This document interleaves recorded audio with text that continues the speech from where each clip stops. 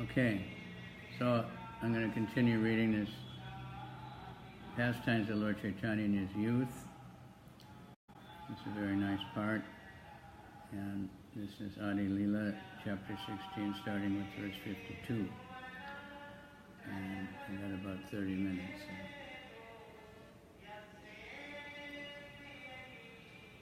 Lord Chaitanya is speaking. Namo Vishnu Gudaya Krishna Prasthaya Budale Srimati Bhakti Vedanta Swami Niti Namane Namaste Saraswati Deve Gauravani Pracharni Se Sunivadi Pasyatas.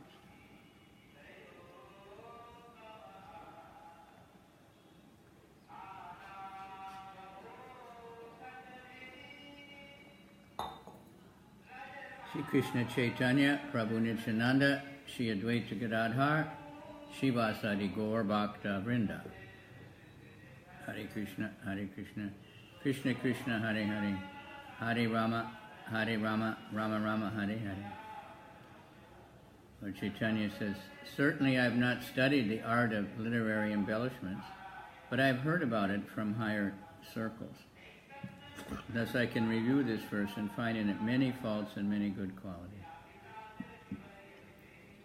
Purport. The statement, Kariyachi Shravana, I have heard, is very important in the sense that hearing is more important than directly studying or perceiving. If one is expert in hearing and hears from the right source, his knowledge is immediately perfect. This process is called Shrota Panta, or acquisition of knowledge by hearing from authorities. All Vedic knowledge is based on the principle that one must approach a bona fide spiritual master and hear from him the authoritative statements of the Vedas. It is not necessary for one to be a highly polished literary man to receive knowledge. To receive perfect knowledge from a perfect person, one must be expert in hearing. This is called the descending process of deductive knowledge, or avaroha panta. And this is said by many people. You know, the best is to listen to people. You know, you have two ears and only one mouth, so, and to listen with an open mind like a tape recorder, not thinking, how will I argue with this person, which we like to do.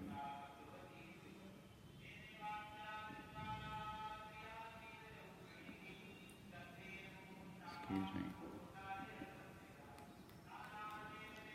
Hare Krishna, Krishna Krishna. The poet said, all right, let me see what good qualities and faults you found. The Lord replied, let me speak and please hear me without becoming angry. My dear sir, in this verse there are 5 faults and 5 literary ornaments. I shall state them one after another. Kindly hear me and then give your judgment. Purport.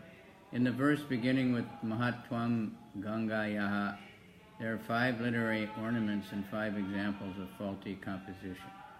There are 2 examples of fault called Avimirshta Videyamsa, and 1 example each of the faults Virudamati, Punar Ukti, and Bhagna Krama. Wow.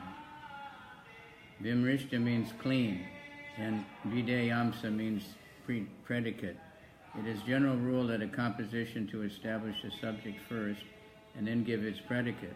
For example, according to Sanskrit grammar, if one says, this man is learned, his composition is in order. But if he says, learned is this man, the composition not in order. Such a flaw is called Amvimrishta Videyamsa dosh, or the fault of unclean composition. The subject matter to be known in this verse is the glorification of the Ganges, and therefore the word idam, this, or what is known, should have been placed before instead of after the glorification. The subject matter already known should be placed before the unknown so that the meaning will not be misunderstood. In this verse, the fault of Avimrishta Videyamsa occurs twice, and the faults of Virudamati, Bhagna Krama, and Punar Atta recur once each. The glorification of the Ganges, Mahatvam Gangayaha, is the principal unknown subject matter in this verse, and the known subject matter is indicated by the word idam, which has been placed after the unknown. Because you have placed the known subject at the end and that which is unknown at the beginning, the composition is faulty, and the meaning of the words has become doubtful. Without the first mentioning what is known, one should not introduce the unknown, for that which has no solid basis can never be established anywhere. This is a verse from the Ekadasi Tattva. In the word Dvitiya Sri Lakshmi, a second all-opulent goddess of fortune, the quality of being a second Lakshmi is unknown. In making this compound word, the meaning became secondary and was originally intended meaning was lost.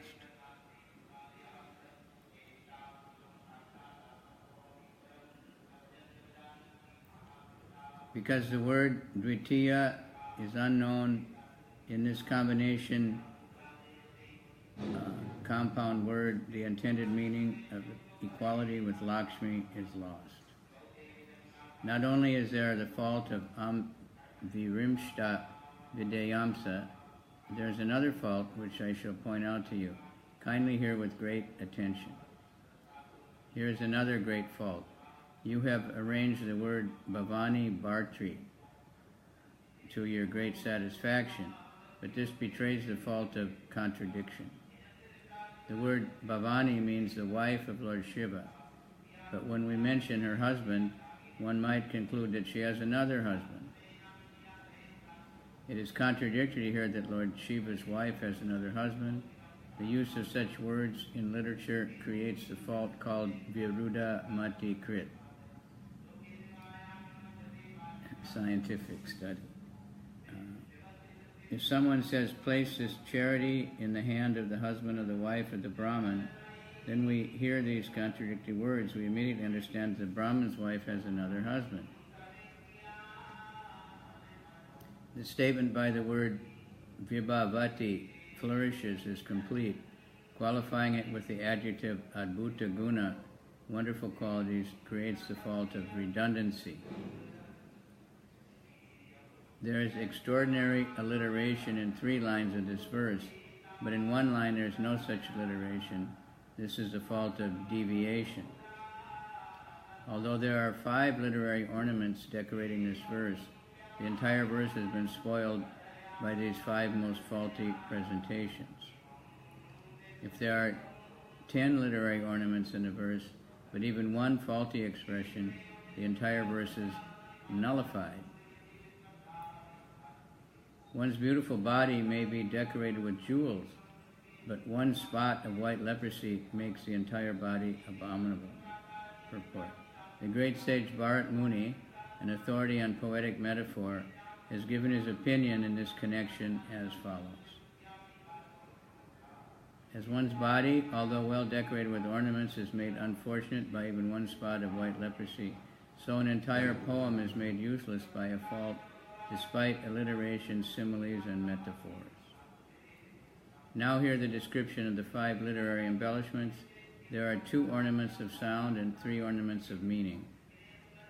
There is a sound ornament of alliteration in 3 lines, and in the combination of the words Shri and Lakshmi, there's ornament of the tinge of redundancy. In the arrangement of the first line, the letter Ta occurs 5 times, and the arrangement of the 3rd line repeats the letter Ra 5 times. In the 4th line, the letter Ba occurs 4 times. This arrangement of alliteration is a pleasing ornament use of sounds. Although the words Shri and Lakshmi convey the same meaning and are therefore almost redundant, they are nevertheless not redundant. Describing Lakshmi as possessed of Shri, opulence, offers a difference in meaning with the tinge of repetition. This is the 2nd ornamental use of words. The use of the words Lakshmir Eva, like Lakshmi, manifests the ornament of meaning called Upama, analogy. There is also the further ornament of meaning called virodabhasa, or the contradictory indication. Everyone knows that lotus flowers grow in the water of the Ganges, but to say that the Ganges takes birth from a lotus flower seems extraordinarily contradictory. The existence of Mother Ganges begins from the lotus feet of the Lord, although this statement that water comes from a lotus flower is a contradiction in connection with the Lord Vishnu, it is a great wonder. In this birth of the Ganges, by the inconceivable potency of the Lord, there is no contradiction, although it appears contradictory. Report: the central point of all Vaishnava philosophy is to accept the inconceivable potency of Lord Vishnu. What sometimes appears contradictory from a material viewpoint is understandable in connection with the Supreme Personality of Godhead, because he can perform contradictory activities by dint of his inconceivable potencies. Modern scientists are puzzled. They cannot even explain how such a huge quantity of chemicals is formed to the atmosphere. Scientists explain that water is a combination of hydrogen and oxygen, but when asked where such a huge quantity of hydrogen and oxygen come from and how they are combined to manufacture the great oceans and seas, they cannot answer because they are atheists who do not accept that everything comes from life. Their thesis is that life comes from matter. Where do all these chemicals come from? The answer is they are produced by the inconceivable energy of the Supreme Personality of Godhead. Living entities are part of the Supreme Godhead, and from their bodies come many chemicals. For example, the lemon tree is a living entity that produces many lemons, and within each lemon is a great deal of citric acid. Therefore, even if an insignificant living entity is but a part of the living Supreme Lord can produce so much of a chemical, how much potency there must be in the body of the Supreme Personality of Godhead. Scientists cannot perfectly explain where the chemicals of the world are manufactured, but one can explain this perfectly by accepting the inconceivable energy of the Supreme Lord. There is no reason for denying this, since there are potencies in the living entities who are samples of the Personality of Godhead. How much potency there must be in the Supreme Personality of Godhead himself. As described in the Vedas, Nityo Nityanam Chaitanas Chaitananam. He is the chief eternal of all eternals and chief living entity among all other living entities. 2.2.13. Unfortunately, atheistic science will not accept that matter comes from life. Scientists exist upon the most illogical and foolish theory that the life comes from matter, although this is quite impossible. They cannot prove in their laboratories that matter can produce life, yet there are thousands and thousands of examples illustrating this matter comes from life. Therefore, the Caitanya Caritamrta Krishnadas Kaviraj says that as soon as one accepts the inconceivable potency of the Supreme Personality of Godhead, no great philosopher or science can put forth any thesis to contradict the Lord's powers. This is expressed in the following Sanskrit verse. I'll be stopped for a few minutes and come back.